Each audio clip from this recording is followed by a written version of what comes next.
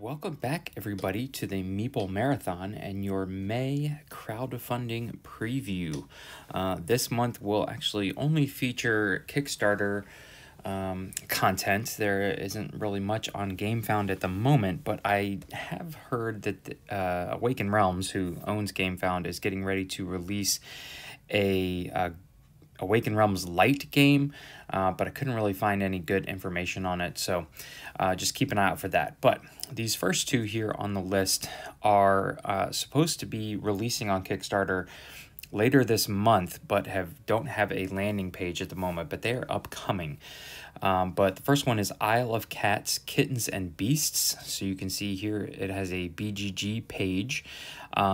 And it will be coming out in 2022. So Isle of Cats, for those of you who are not familiar with, it's like a polyomino drafting and then placement game. So it's got that puzzle aspect to it where you are filling up your boat with these various shaped cats. You can see, some of them here, but before we click on some of the pictures, if you are familiar with Isle of Cats, what you're going to be seeing here is the Kitten module, where it is a easy module. It's got solo mode, adds the importance of being the fastest player each day. The Beast module, which is a medium complexity, also will have a solo mode and adds ancient beasts to the game, which provide early game goals. And then an event module, which is hard complexity, also has a solo mode, and it adds rule-changing events from rounds 1 through 5. So if you are a fan of the game, it looks like this just adds 3 new unique ways to play, which I really appreciate. They're not really just adding more content. They're, taking this base game and, tweaking it slightly, giving you new game modes to play. So here's just an example of what the polyominoes kind of look like when you place them down. And obviously the more you fill up your boat, and the better you tuck them in like Tetris, the better off you're going to be. So Isle of Cats, Kittens, and Beasts, coming to Kickstarter later this month. Next up on the list is a Thunderworks Games. Thunderworks Games does Role Player and Cartographers, and they also released this game a couple years back called Role Player Lockup. Role Player Lockup was like a kind of area control bluffing / hidden information game, which they were able to implement a solo mode in. I think it works pretty well, and it's a fun, unique game. And so what they have here in Breakout is that they're adding subterranean passageways. So it's going to come with a catacombs board, tunnel markers, and then additional crew, more loot, more cards. Basically, if you are looking for something that, allows you to play, this game is quite fun when you're playing against other players, because you're basically kind of bluffing. You place some cards down, some cards up, and you're trying to control various areas of the prison. And it just works really well. Other than the fact that the artwork appears to be the same, I really don't feel like it intermixes with the role player universe at all, but the characters look familiar. So keep an eye out for that. Lockup expansion Breakout, again, coming to Kickstarter. This one actually tells us May 25th. All right. Next up on the list has actually started. This is Mini Quest Adventures, the board book game. So what they are attempting to do here is kind of give you a small box adventure that is going to be a dungeon crawler, but you can see here that the main boards or whatnot are going to be in this spiral bound book. And so they don't really have any good pictures of a prototype of the book. All they have are these kind of digital representations of what's going to be in the game. This game looks like it has a lot of potential, especially with the kind of Jaws of the Lion style flip book for the dungeons. And it appears to be very straightforward, just, dungeon dice, numbers, hero cards, loot, things like that. I do have some reservations, though, about it. First of all, even though it's this small flip book game, you're basically still getting out all these hero boards, all of these cards, all the monsters have cards, lots of tokens. So I don't really know how small this is going to feel. I feel like they are kind of stuck between a tiny epic game and then just a regular dungeon crawler. Also, you know, I understand that some people really love minis, but I don't understand why the stretch goals are just the STL files. I mean, maybe there's just more people out there in the world who have 3D printers now.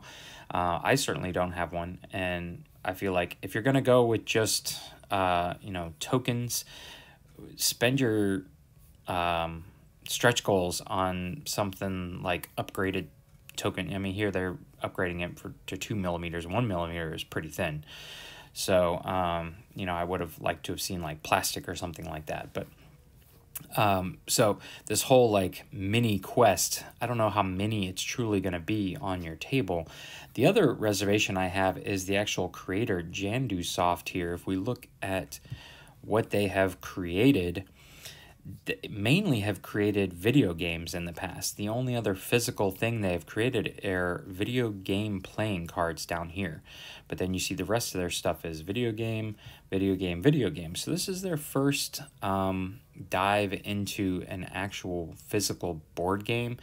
And so that just has me a little nervous about whether they truly know what goes into making a good board game. But as you can see, it is already funded well past its pledge goal of $9,000. So it's, you know, 1,000% funded and going, still has 2 weeks to go.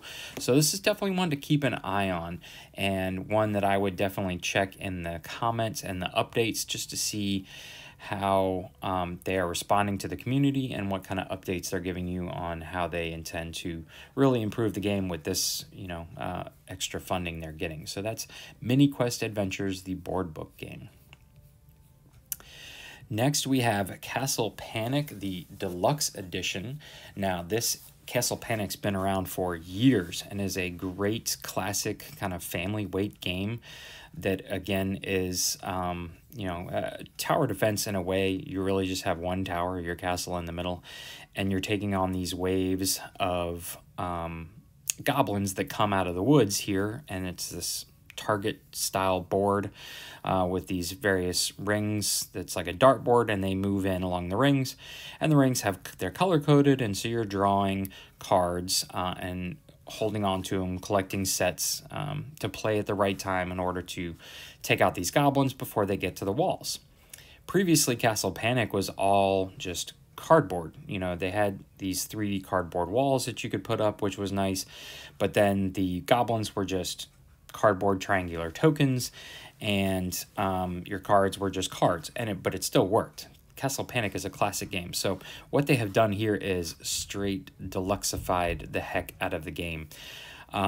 You have these walls, this castle here, that all of these different fortifications can be added, and catapults, and I forget what the trebuchets, and they have these epic monsters with the spin health dials on the bottom, and whole new artwork and thick components. You know, these are what the tokens used to look like, but they used to be cardboard thickness, and now they're these thick tokens. I'm not sure if they're going to be plastic or not. No, high quality wood. But and then on top of that, this basically includes, I believe there was 2 other expansions that you could have gotten for the game. So this includes all the expansions, deluxeified content for all of it, and a whole new expansion, Crowns and Quests, that they created just for this campaign. So here you have Castle Panic Wooden Edition, which basically just gives you the castle in the middle is the only miniatures that you're getting, plastic components, and everything else is wooden. Or you could get just the plastic. If you've had the game for a while, you could get all the little monster minis and the plastic castle, or you could just go straight on deluxe. And then here's this ridiculous wood collection, everything. Here's one with a neoprene mat, you know, the big box, everything in one box, the giant box. I mean, there's just so much to choose from here. So, do I recommend this game? I recommend the game, yes. Do I recommend, do you need all this content? No, you don't. The game still works without it. It works really well. I don't think they changed the core mechanics of the game. But if you are really into blinged out content for a game, or you are just a diehard fan of Castle Panic, or you're really looking for a game that can be a huge centerpiece for family game night for a while, then maybe you look into this. Me personally, I have Castle Panic. The base game's been enough for me. I've never looked into the expansions. I don't feel like I need all this deluxe content. I have enough miniatures. I have enough plastic in my house, but for some of you, this may be right up your alley. It certainly looks cool. Certainly looks like you're getting a lot for your money, even though some of those pledges are very expensive. So, but there you go. That is Castle Panic Deluxe Edition. So let's zoom back up to the top here and take a look at the next one on my list. This one actually isn't a board game, but this is Game Toppers 3.0. That just means it's their third Kickstarter. Game Toppers creates these modular game board table toppers, but they also produce a lot of really nice neoprene mats. So the biggest reason why I included this on my little preview here is that people are always asking me in the comment section of my videos, where did you get your mat from that it appears underneath a lot of my games? And I tell them, well, it's a Game Toppers mat, and it's the Ryan Lockett mat. So I wanted to just, here it is, you know, in a nice picture form. I actually think that their little thumbnail image, if you find it on Kickstarter, is this image of the Ryan Lockett mat. But so I just wanted to show everyone that you could come down here. See, there's so many options. They do so much stuff. They've got cup holders and things. They have full tables that you can buy, or they also have these just things that sit on top of your table. Ones that you can add in inserts into. There's a ton of options here. So if you've ever been looking for something like this, these guys really know what they're doing and can give you everything you would want to choose from. But this is the section here that I wanted to get to, just the game mats. And here is the Ryan Lockett mat.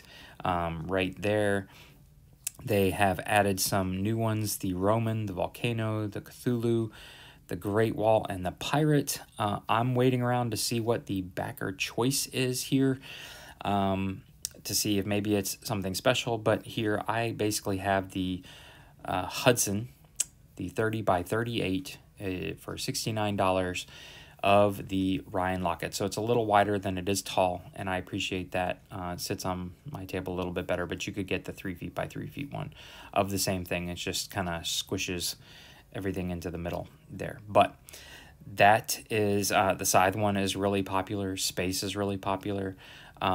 These like steel gray ones and crimson red ones are really popping. The wood grain one looks amazing on the table. It looks like you're playing on a wooden table. So if you have ever been wanting to get a really nice neoprene mat that you can just have set up and works for a good number of your games, check out Game Toppers 3.0. Or if you've always wanted the mat that is featured a lot on my channel, it's the Ryan Lockett mat. Here it is the Hudson, which you can see right here. So that's Game Toppers 3.0. All right, let's zoom back up to the top. And for my final one, we have the newest Chip Theory games, even though it's not really a new game. This is Hoplomachus Victorum, again, by Chip Theory Games. So this is the same company that produces Too Many Bones and Cloudspire. Hoplomachus was actually their first foray into the industry with the whole chips and the neoprene. And so Victorum is an all-new chapter in Hoplomachus, but they've also taken their classic Hoplomachus and remastered it. So Hoplomachus Victorum is in and of itself a one-player only game, and it is set in the time of gladiators. And so similar to all the other Chip Theory games, basically everything, all the information you need to know for a hero sits on these chips, and then the health sits underneath them. And you can see that they basically have these small square neoprene mats which create the arenas, but then they also have this really, for Victorum, this really nice large wide neoprene mat that creates not only your world map where you're moving around on the bottom, but then it gives you a spot for like everything. On top of what they, I believe, are calling this stadium seating, this piece of plastic here is going to come in the box where you hold all your chips during the game and all your cards. And you can see them. It's really right up front. Here you can see there's 4 double-sided neoprene mats, at least at this moment. There may be more, which basically give you a different style arena for depending on whether you're in Atlantis or Mount Hades or, I forget where all the locations are. But basically, it's think of like, Gladiator the movie with Chip Theory games in it. So here you're getting your hero chips, your basic Gladiator chips, this huge game mat, Tactics chips, Scion chips. Those are like the big final bosses. There are some cards, lots of dice, health chips, reference cards, rule book. And then, of course, their chip trays and a cloth draw bag. And then this stadium seating thing, which I guess maybe was a stretch goal, but it will be added in. So there's lots of how to play here. There are also some really nice add-ons that they have added in. Some I find are a little bit obsessive, but let me see if I can find them here. Here are all the stretch goals that have been unlocked. Basically just more of everything. They're marbleizing the attack dice, which looks really cool. Big metal brass party token. Okay, so here are the, here's just Victorum, which is 95, or here's all of the Hoplomachus stuff remastered for 125. That's a great deal. Or you can get everything here for 255, which it includes the upgraded hero chips and the upgraded bag, along with a neoprene hero mat tracker. So here are the upgrades that have been added on. The premium health, which is always really nice. These chips feel a lot nicer than the plastic ones that come with the game.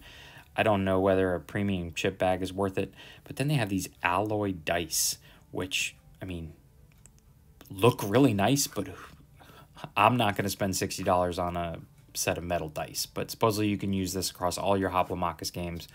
So some people are really into it. I'm sure it sounds amazing when you roll them.